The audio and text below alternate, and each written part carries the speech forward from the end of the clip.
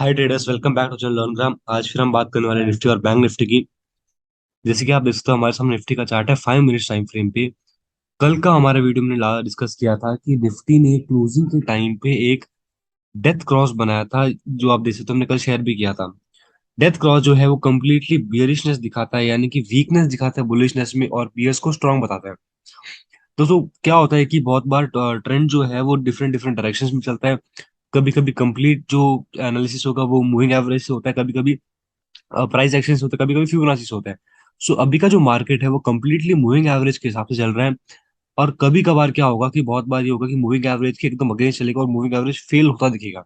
But अभी के time पे मूविंग एवरेज एक बहुत ही अच्छा इंडिकेटर दिख रहा है हमें, हमारे एनालिसिस में।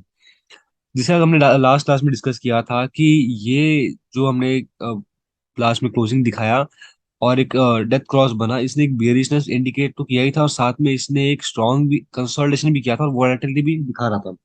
कल का डे काफी वोलेटाइल था, ऊपर ओपन होकर नीचे, मतलब पूरे दिन वोलेटिलिटी में गया था।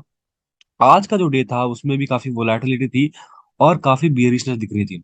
डेथ क्रॉस हुआ हुआ था, ट्रेंड वीक था, मूविंग एवरेज सस्टेन नहीं का प्राइस सस्टेन नहीं कर पा रहा था मूविंग एवरेज के ऊपर ऊपर।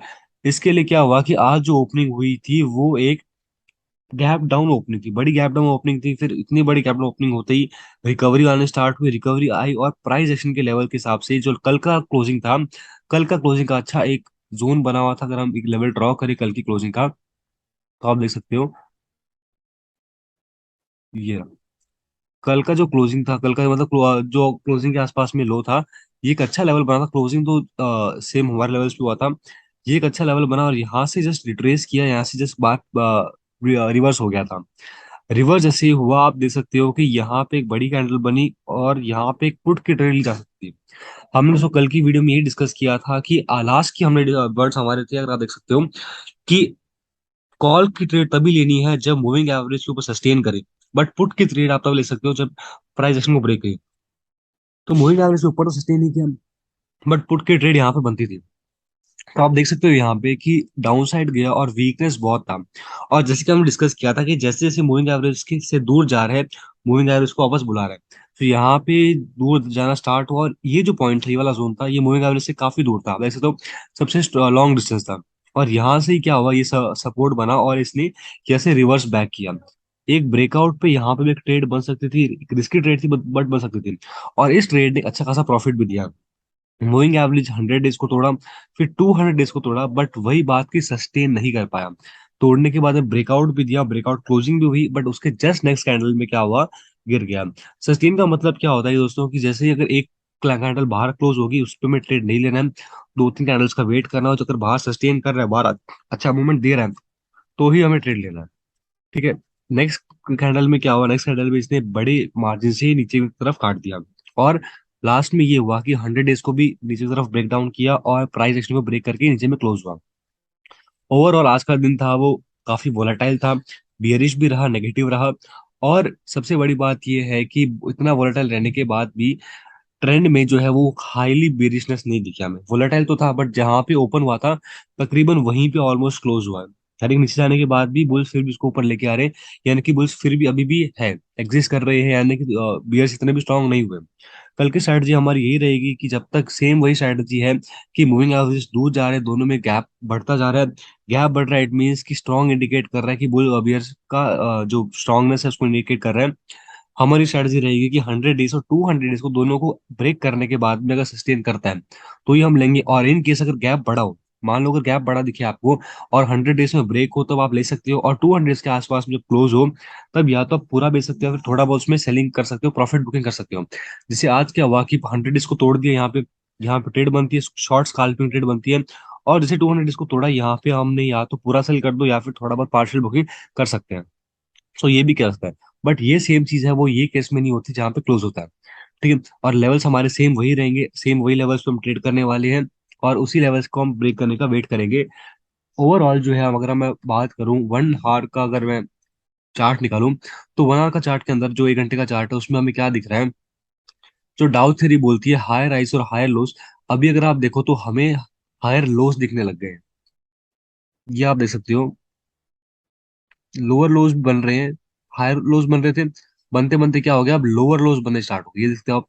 और लोअर हाइस, ये लोअर हाई बना यहाँ पे, और यहाँ पे लो बनता जा रहा है। अब ये लो कितना बड़ा होगा वो डिपेंड करता है, यानी कि लो को अभी तक नहीं काटा, बट हाई जो है वो बहुत छोटा बन रहा है। तो ये कंप्लीटली बेयरिश ट्रेंड को इंडिकेट कर रहा है, डाउन ट्रेंड को इंडिकेट कर रहा है। देखते हैं कब तक ये रहता है। मेन जो है हमारा लॉन्ग टर्म बोलो या फिर जो शॉर्ट टर्म के अंदर है, वन इंटरडे के हिसाब से लॉन्ग टर्म बोल दो, और अगर वन आवर के हिसाब से शॉर्ट टर्म हम बोलेंगे तो 18,000 का जो है वो मेन लेवल है हमारा। जैसे 18,000 ब्रेक होगा तब हम बोल सकते हैं कि ओवरऑल जो ट्रेंड है वो पॉजिटिव है। फिलहाल ओवरऑल ट्रेंड जो है वो पॉजिटिव इतना नहीं है, कि कहीं ना कहीं कंसोलिडेट कर रहा है। नेगेटिव नहीं बोल सकते, बट कंसोलिडेट कर रहा है, बिकॉज अब तक सपोर्ट को उसने काटा नहीं। अब हम बढ़ते हैं बैंक निफ्टी की तरफ। बैंक निफ्टी है, बैंक निफ्टी में भी सेम तरीके से रिएक्ट किया था, बट कंपेरेटिवली क्या हो रहा है कुछ दिनों से, बैंक निफ्टी में स्ट्रेंथ है अभी भी।